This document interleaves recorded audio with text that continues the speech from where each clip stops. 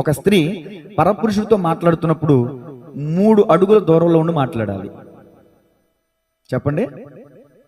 1. 2, 3 నిమిషాల మించి మాట్లాడకూడదు. చెప్పండి. మాట్లాడకూడదు. 3వ మాట ఏంటంటే 3వ వ్యక్తి లేకుండా అసలు మాట్లాడకూడదు. దేవునికి స్తోత్రం కలుగునుగా. ఈ విషయాలను పాటిస్తున్న వాళ్ళు ధన్యులు.